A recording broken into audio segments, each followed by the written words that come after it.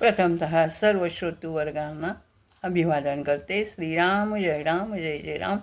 आज या ठिकाणी अनुराधाताई राजाध्यक्ष यांनी आयोजित केलेल्या राज्यस्तरीय मनाच्या श्लोकाच्या स्पर्धेतील खुल्या गटामध्ये मला द्वितीय वेळा सहभाग होण्याची संधी मिळाली. त्याबद्दल प्रथमतः मी त्यांचे मनापासून आभार मानते. माझं वय 71 वर्ष आहे. मी सातारची राहणारी समर्थांच्या पायथ्याशीच असणाऱ्या या गावामध्ये त्यांच्या मनाच्या श्लोकांचा प्रसार आणि प्रचार अतिशय मोठ्या प्रमाणात चालूच असतो.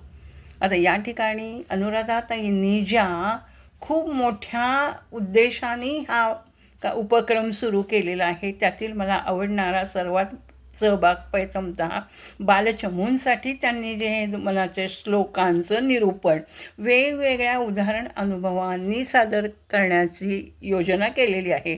त्यामध्ये घेण्यासारखे खूप छोटे छोटे उदाहरणं आहेत.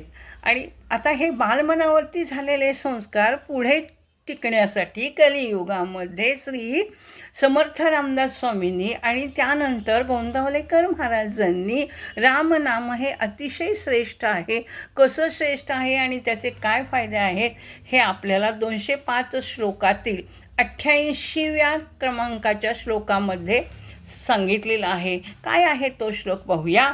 बहु चांगले नामया राघवाचे, अति साजिरे स्वल्प सोपे पुकाचे, करी मूल निर्मूल घेता भवाचे, जीवा मानवा हेची कैवल्य साचे.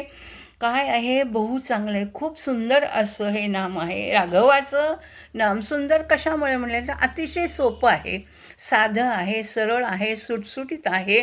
येता जाता बसता उठता काम करताना झोपेत सुद्धा तुम्ही ते सहजगत्या घेऊ शकता. बरं, त्याला कुठलाही उपाधी किंवा खर्च नाही. फुकाचे हो हे नाम.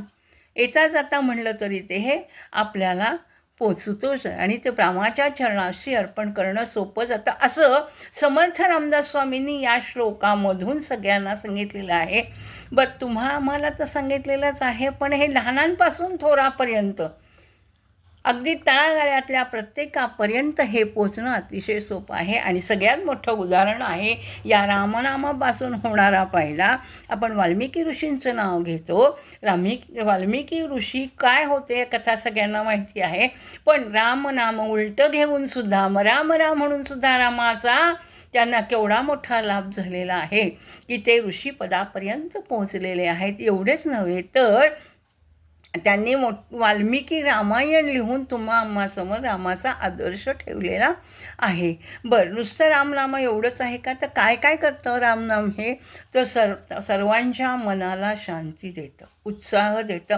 प्रत्येक श्वास हा खोलपर्यंत जाऊन परत बाहेर येईपर्यंतचं मनशुद्धीचं कार्य करतं. हृदयाच्या या मंदिरामध्ये स्थिर केल्यानंतर आरोग्यही उत्तम राहतं आणि आपल्या मनामध्ये सद्विचार, सद्विवेक बुद्धी जागृत राहते. विवेक आणि विचारानं मनांना प्रसन्नता मिळते. आता आणखीन एक, शिवानी ज्या वेळेला अमृतमंथनामध्ये विषप्राशन केले होतं आणि त्याच्या कंठाचा दाह होत होता, तर त्या दाहाला शांत करण्याचं काम या रामनामानं केलेलं आहे.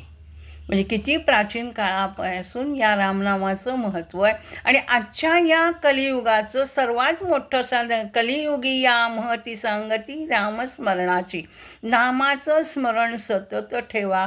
ही उपासना आजच्या या कलियुगामध्ये समर्थांनी आम्हासाठी करून ठेवलेली आहे. आणि त्याचं अनुकरण आजही गोंदावल्यामध्ये तितक्याच प्रेमानं, दृढतेनं, आत्मविश्वासाने, सातत्याने अहोरात्र चाललेलं आहे. आणि ते पवित्र मंदिर सज्जनगड आणि या ठिकाणी असणारा या समर्थांच्या ग्रुपमध्ये गोंदावलेकर महाराजांच्या प्रत्येक ठिकाणामध्ये चालू आहे. म्हणून हे बहु चांगलं असणारं रामनाम आम्ही सतत घेऊन पुढच्या पिढीलाही शांती कसं लाभल, यापासून काय काय फायदे होतात हे तुम्ही कसे सांगाल, म्हणून या श्लोकांमधून मोठ्यांनाही मुळापासून निर्मूल असणारं हे रामनाम घ्या असं तळमळीनं या ठिकाणी सांगितलेलं आहे. म्हणून मला हा श्लोक अतिशय आवडला. अनुराधाताईंच्या या उपक्रमाला माझा शतशः प्रणाम. जय जय रघुवीर समर्थ.